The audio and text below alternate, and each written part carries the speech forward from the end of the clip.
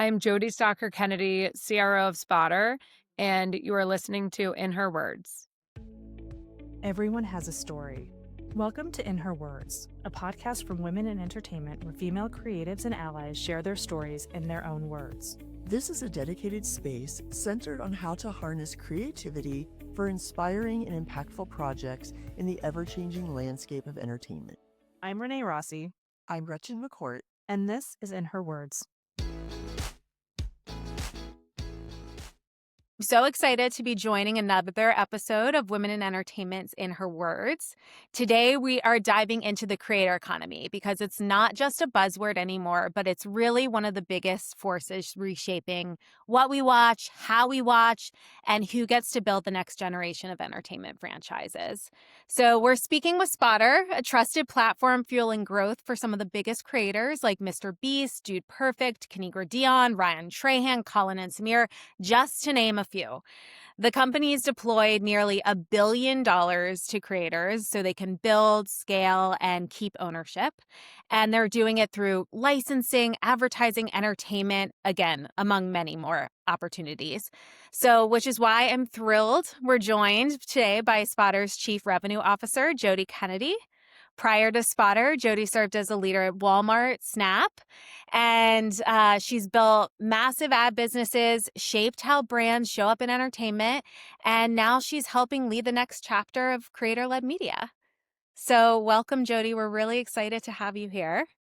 Dana, Renee, I've heard this is the place to be. I'm so excited to be here and to talk more about the creator economy, which I'm so passionate about, and my background, and whatever else you all want to talk about and would be helpful for your audience.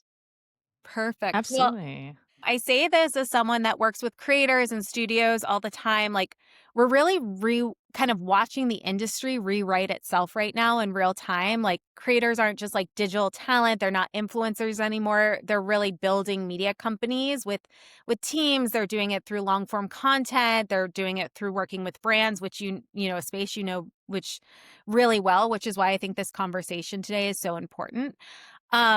So when Spotter first launched, like the company, and I think for some of the listeners here, like the company knew it as like the capital company for creators, like the partner behind massive growth for, you know, creators like MrBeast, Perfect. But the company's evolved dramatically. I mean, in just last year's alone, you hosted your first ever Spotter Showcase, which brought like 150 CMOs and top creators to connect in the industry. You announced a feature film partnership with GRA Dion and Heartbeat. And now there's a new creator-led show on Tubi. So really, you're not just like monetizing back catalogs anymore. You're really helping creators build full-scale like entertainment companies and brand businesses. So I guess the first question I wanted to just kind of take a step back for everyone to really know the like breadth and depth of Spotter is if you could provide us with a clear overview on, you know, how Spotter's expanded beyond licensing and kind of the full scope of what the company actually does today.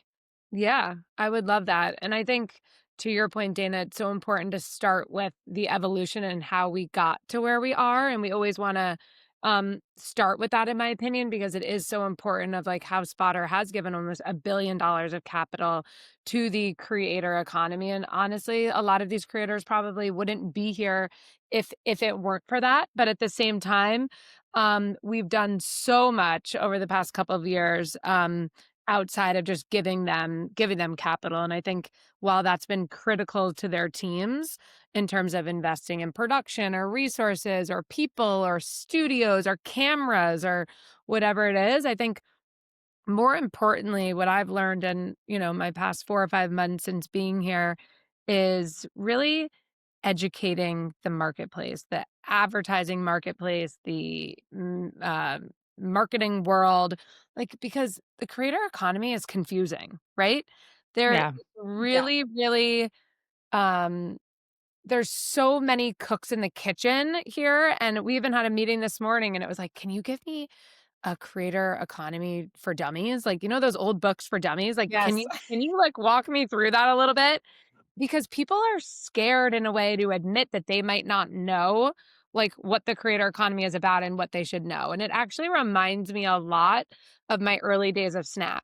And I say this a lot internally because at Snapchat, Snap, when I was there in the early days, we were all about ephemerality. And ephemerality might have been like a negative word of ephemerality is for sexting on Snap or it's this, which was obviously so by far not true.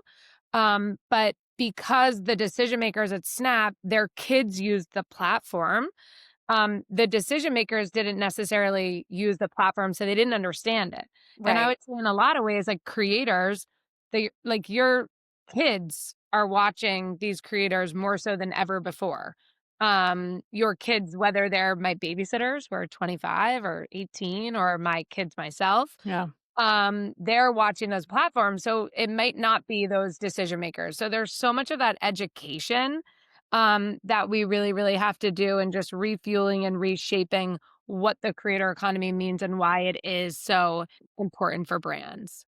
Jodie, how would you describe the creator economy right now? Because I feel like it's moving at a Mach speed, especially across entertainment. What do you think the biggest misconceptions are and how would you describe that? Because I just feel like it's evolved so much. It evolves weekly, I feel like some days. Yeah. Right. I would say the biggest disconnect or the biggest point of confusion is creators versus influencers, and Yeah. are those Yeah. one of the same? Like, Dana, I don't know what your, like, take on that even is, but people that we talk to all the time think influencers and creators are the same, but I would argue that they're different, right? Influencers are people that are probably influencing product. I would think of influencers that are probably more on shorter form platforms, whether that's TikTok or whether that's Yeah. Instagram. I would think of creators who are people that are creating content, whether it's short form content or long form content, which Spotter, that's like our sweet spot, right? Is really working with the world's largest creators for long form content that's on average like 30 plus minutes, content that you're watching in the living room. Like that's where I would say like creators are and how we would define them. But there is a huge like misconception in terms of how those two play. Yeah, I was gonna say, I think like that is something too, even as a publicist, like working in the creator economy where people talk about influencer marketing and they think of that as like creators are leading influencer marketing, where Yeah. one's really about reach and the other's about world building and engagement. And so I think Spotter, one of the things, and Jodie, I know you talk about this, is like the importance really of engagement versus it's not just about like having a huge kind of community. It's like, but if that community isn't going to be engaging with your brand or engaging in like authentic storytelling, it's not going to really be as impactful for you as Yeah. an, I mean, I would say on that, like, if you talk to any marketer today, and I Yeah. always got this a lot again, going back to my time at Snap, or even if it was at Walmart, it's all about the topic of attention, right? And engagement. And that always comes up first and foremost. But with so many platforms out there now, I think like noise more than ever is like people are wondering how can I reach somebody not only like not the fastest, but in a way that's going to get through to somebody in a very engaged way. So it's about knowing, I would say, who's watching the content, why they're watching the content, and the impact that they're offering. So I think that building on that, it's more important than ever now to like not only earn that attention, but Yeah. also to understand what counts as that quality content, that quality engagement, really based on who's watching it. And then obviously for a brand, how does that impact somebody who's going to turn that into buying something and so forth. But I think that's really where Spotter comes into play, right? And I think that that's where we come into play in terms of how we work with the world's largest creators who are capturing more eyeballs than ever before, who are engaged, who are highly, highly leaned in. It's interesting because I think when you start thinking about this paradigm shift in entertainment I was listening to a couple podcasts this past week and just even about like the Warner Brothers bid. Right. And you're seeing where content is going and the fight over these libraries. And then you see the fact that like YouTube is just like crushing even streamers, right? And Yeah. you're seeing this and all of these people, it's like some of them you would consider content creators, some of them influencers, and then the crossover. But it's interesting what YouTube has built and where it's going and the shorts. Can you talk a little bit more about just like the YouTube platform as it pertains to just its growth, its impact, the accessibility and just the growth of creators? Like the actual creator economy is growing just because I think it's so accessible. Yeah. Yeah. I would say, I mean, YouTube obviously is a huge partner of ours. We collaborate Yeah. with them daily. In terms of viewership, like, I don't know if you guys saw the article recently. I think it was in Forbes where it was talking about like YouTube just ate TV for breakfast or something, Yeah. right?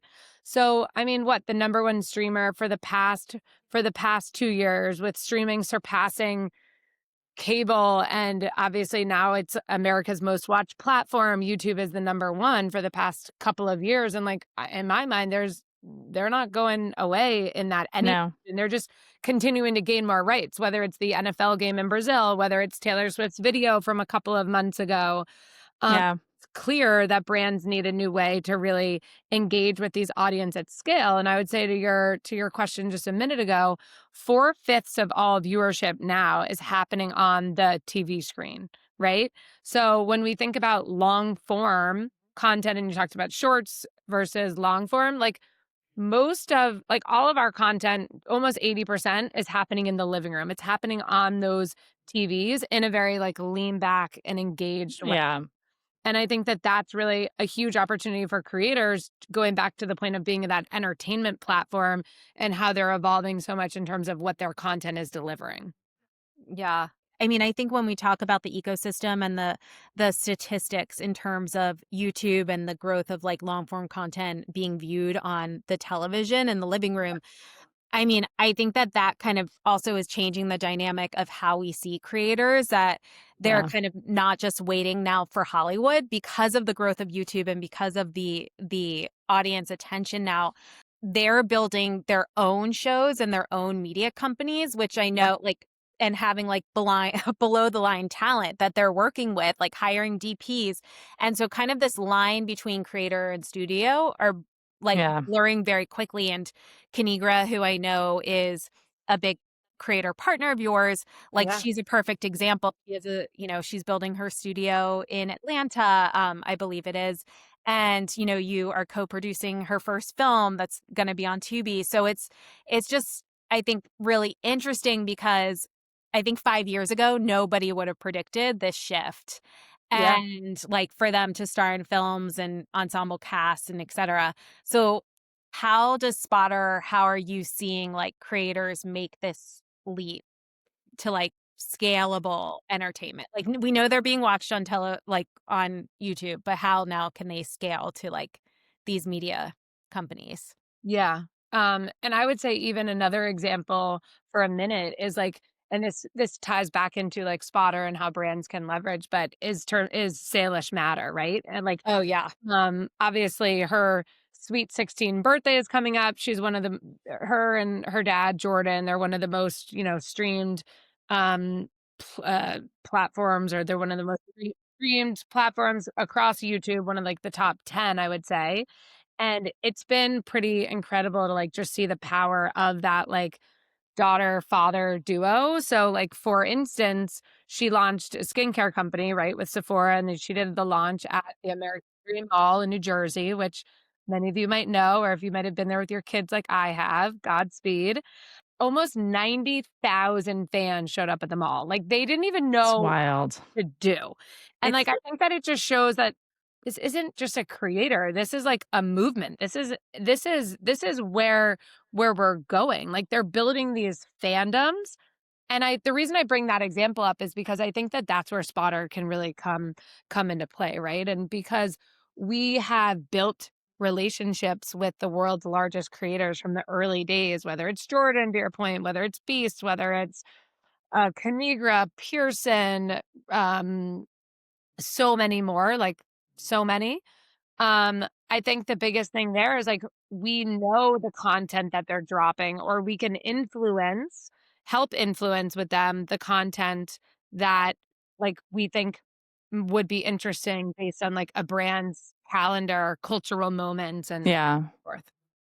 Jodie, when you're working with a creator, some of our audience would be in that category. What should they be thinking about? Like when if they eventually want, can get on like a spotter's roster, amazing. What should they be thinking about in terms of getting ad revenue? Or what should they be thinking about in terms of growing their brand beyond just putting out, like they can put out quality content, but how should they be leveraging that in Yeah. front of brands? Like what are brands looking for? What are they not thinking about because they just wouldn't have that type of knowledge base? Is like, what are step 1, 2, and 3 that you should be thinking about? I would say first and foremost, and this is like a new revenue stream of ours, is integrations, right? So in the past, Yeah. we did a lot with Spotter Media, with takeovers, with in partnership with Google. But as of recently, we've done a lot of brand integrations because the brands really want to work with creators on in like a more authentic way, right?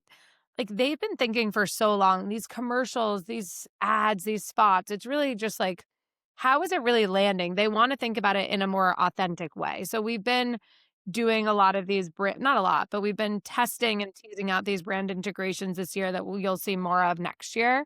And I think it all goes back to like the affinity for X brand based on Y creator. So like brands don't want to force something. So like we were talking to a telco brand recently. It's like, hey, like we want to talk to creators who actually use our service. Like don't force it if they don't. Like we Yeah. like which brands are using our service? Which brands are using our products? Which brands do we want to be like that ambassador? Because then that's Yeah. much more real and natural. And then at the end of the day, it's going to help drive the product and the influence. And I think too, like we talk a lot about YouTube, but these brands, these creators, they have huge followings on TikTok and Instagram and in some ways Snap and others that it creates that flywheel in terms of where they can reach people. Yeah. Yeah. I think brands don't realize this, which Jodie, I know that you are responsible for educating these brands on this, but like that creators now have like long-term growth like planning that they're doing where they'll have these milestone moments like even say Alicia's 16th birthday. It's like Yeah. those are a Rebecca Zamola who you work with like in terms of just in terms of family planning or like holiday planning, back to school, like there's like seasonal opportunities that they would do traditional ad campaigns for that they can now work with the creators on themselves to be more authentic. I love that you brought that up because we actually just rolled out like our Super Bowl packages yesterday and March Madness and what are we doing for Olympics and FIFA. Like these brands want to align with these cultural moments in a way, again, that's authentic to what they're trying to do. But like a lot of brands, they can't get FIFA inventory on X, Y, and Z platforms. So let's work with the creators to make that Yeah. inventory in this authentic way. So that's I think where we can help lead the way a bit based on the access that we have and the creators that we work with, because creators are willing and open to, doing editorial that they might not have like thought about before, but it's like cultural moments that they know make sense for the larger audience. Definitely. Being at Spotter, I guess one of my questions, if you look back traditionally into like, pilot seasons and, traditional ad models, right? It's like you're Yeah. dealing with different agencies. How has the agency model changed, especially with the creator economy? Because I can't imagine when you're looking at somebody like, a Unilever, like Yeah. when you're looking at some of these bigger enterprise brands that are allocating so much capital out, Yeah. are they still going through traditional agencies? Like, or are you seeing some of these guys just really shift towards a creator economy because they have more reach, they have more flexibility in terms of how the content's presented? Like, even just going back to old soap operas, right? Like, it's just product and brand has so much more narrative to it and storytelling about it. How has that evolved and how have you seen that ecosystem shift? I mean, I think the agency involvement, that could be for a whole other podcast. But look, I think we are still in like the early nascency stage of where the creator economy is and where it's going. So the agency world, I think, is here in a big way, but I think to your point, it's definitely changing. And and evolving. I think, and this isn't fully answering your question, but I think it's Yeah. interesting when you think about Spotter and when we talk to brands, like because the creator world is so new, sometimes they don't really know where to put us, right? Like, Yeah. and not just us, but like the creator economy world. Is it media? Oh, should you talk to our influencer team?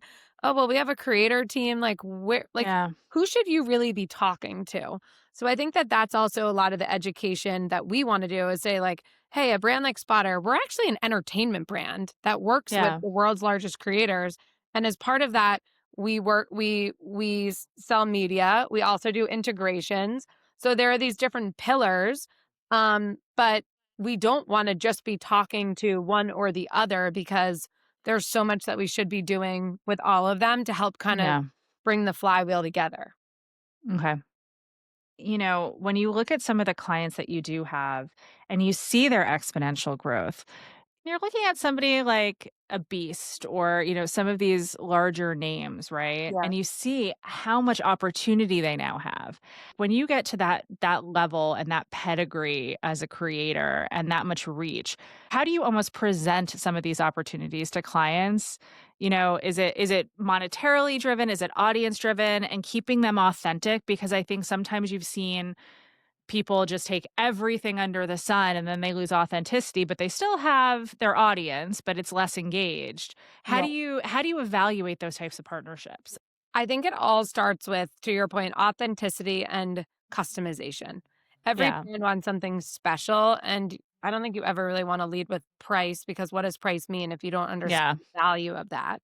But I think it all has to do with like, how can you make X brand and Y creator like feel really special and like put them on a Got it. pedestal? How are they going to stand out than anybody else? Like, I always like to say, like, is this gonna help you win, like, a Cannes Lion or X award? And, like, yes, that's always, like, the end goal for some companies, and you're not mm, very few are going to get there, but you always wanna dream big. And I think that in terms of looking at it in, like, a custom and authentic way, that helps you get there. Yeah. And obviously the price will come with that. Yeah. Okay. I guess I kind of on the flip side of that, Jody, too, just because you do talk to creators so much. Like there's the creator side and the brand side. And from the Yeah. creator side, sustainability is a huge importance to them and like long-term planning, their infrastructure, data, and that's how like capital and all of these partnerships that you're working on with creators. So in addition to brands like creators, like since you're talking to them constantly, like what are they asking for? Like right now, like creatively, business wise, like because you always kind of talk creator first, like in addition to kind of the brand support and education. How is kind of Spotter continuing to support the creators in that way, like as they grow? Yeah. I would say, again, given that creators, we would say, or I would say, are like today's prime time, right? Like we talked about engagement, we talked about viewership in terms of like YouTube watch time souring. There's so much there. The opportunity for marketers has never been bigger. So I think that it's how do we connect creators to the right brands at the right time? I think that's key. And then how can Spotter help continue to give creators the right capital to win as they're still building out their businesses. And then by us connecting them to the right brands and the right marketers, that money is fueling the power of like where they want to go and what they want to do. Yeah, that makes sense. In terms of like the types of thresholds that you're seeing creators really hit, like when you're talking to brands, what type of audiences are there? Are there thresholds that still exist, or is it about the niche audience? Like if you reach 10 quality people, right, that can often beat 1,000, right, when you look at Totally. the digital.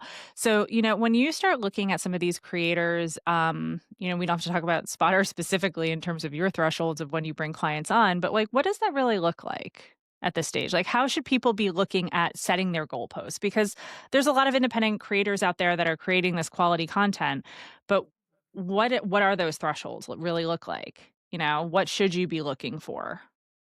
I would say in terms of thresholds, and let me know if I'm not answering this correctly. Yeah. When I say thresholds, meaning even like viewership and eyeballs, Yeah. Like what does measurement really look like? What's a KPI that a brand would really want these days?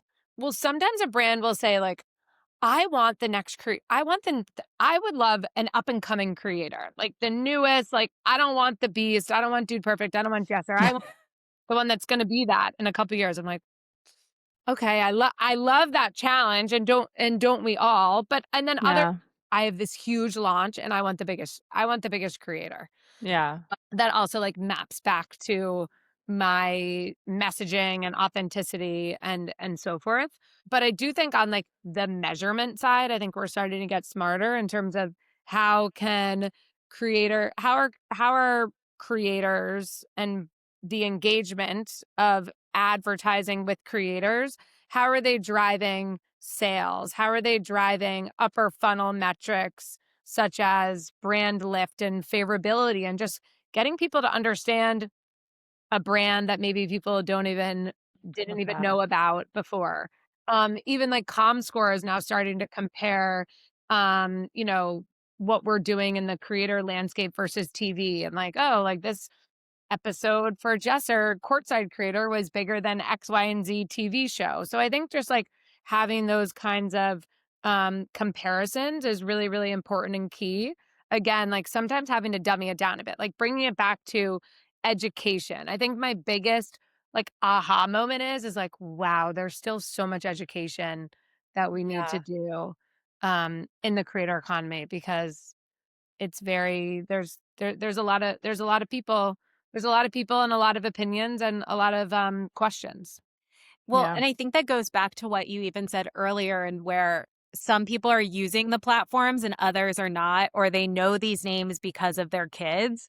Yeah, So it's just this education of where, since they're not necessarily like engaging, that you have to have these specific analogies. Like you have to have kind of like more people are watching your creator partners than they watched the Super Bowl or than they watched the Yeah. Oscars. So for advertisers to put like, oh, okay. So I'm going to get more eyeballs and engagement than this kind of traditional spot. exactly. They can't wrap their heads around it because it is so new. Yeah. But it's still, people are still trying to figure that part out. Exactly. And hey, like that's the fun part of it, right? That's like why we all get so excited to talk about it is because like we're at the forefront of something pretty amazing and we could all like assume and think what's going to come next, but we don't really know. Yeah. And I think that that's kind of the most exciting part of it, but we can help shape what that is going to look like or where we think it's going. Yeah. Well, that That's was, amazing. one of my like closing questions actually was kind of what is next? Like what are you kind of looking forward in like 2026? Like do you think there's going to be more brands, involved in product integration, more creators thinking like studios? I have a couple of thoughts. What I'm most excited about is I think the how we're evolving on like the integration side and like the authenticity piece. And I think like the media side is not going to go away, but I think giving brands the opportunity to do custom ads with creators, or just being integrated into an episode without it feeling as forced. I think that that's what brands are really, really hungry for. And I think that that's what sets Spotter apart from the rest is because we have these really strong relationships with creators. We can help build editorial calendars. We can help um, work with creators based on brand launches. And like we're working with a beauty brand right now. We know all of their launches coming out for the next couple of months. And how can we work with this creator to do like a beauty series, X, Y, and Z. So there's so much there, but I think it's such new space. The other thing is that is like ads are fast, like they're easy and integrations take a lot of time. So how do you balance doing both Yeah. of those in the right way? But I think like at the end of the day, brands want deeper storytelling. They don't want those like one-offs. I think long form content at scale and engagement is really like what is continuing to set us apart with creators now like being that primetime TV that like is just again continuing to change and evolve. Jodie, my last question. If somebody in our audience wanted to do like a little bit more of a deep dive, right? In terms of really starting to think creatively about how to build their brand, are there books or influencers or creators Yeah. that you would recommend people follow and or read to really get themselves up to speed in terms of where the world's really going in this kind of new paradigm? Yeah. Well, no, I was about to say chat, yeah, but I'm just kidding. But no, honestly, like I That you met value. my first day at Spotter was at Cannes in June. And on that first day, I met Colin and Samir, who you probably know and have heard a lot about. But I feel like Colin and Samir are like the creme de la creme of the creators. They're kind of like the mom and the pop of the creator community and have really like set the bar high in terms of bringing on new creators and, you know, getting like introducing them into the world. So I think that they're an amazing source for people that really want to understand this very like confusing and complex and ever evolving but exciting space. And I think that they've done a great job on like their podcast and their, Dana, I know you've covered them a lot. They're all over the place and in the best way. And I think that they do a great job of keeping everybody in tune and educated in terms of what's next. Yeah, I love Colin. That's the first person too. I was like, I want to answer Yep. this question Yeah.